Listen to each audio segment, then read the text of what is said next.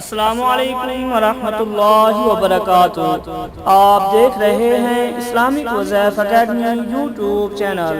ناظرین، اس سے پہلے میری ویڈیو سٹارٹ ہو آپ جلدی سے میرے چینل اسلامک وظائف اکیڈمی کو سبسکرائب کر لیں اور بیل آئیکن کو لازمی پریس کریں تاکہ نیو ویڈیو آپ کو ملتی رہے۔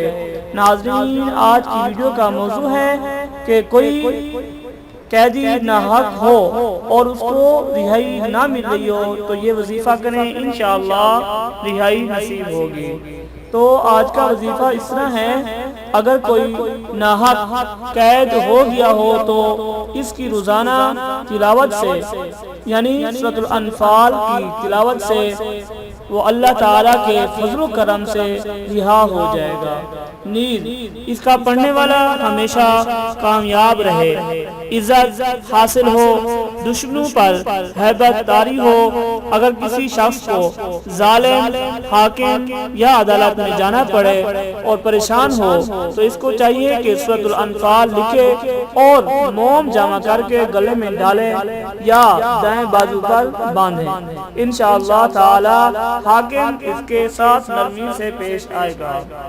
تو ناظرین، امید کرتا ہوں آج کی ویڈیو آپ کو بہت پسند آئی ہوگی اور یہ وظیفہ کریں، انشاءاللہ آپ کو بہت فائدہ ہوگا۔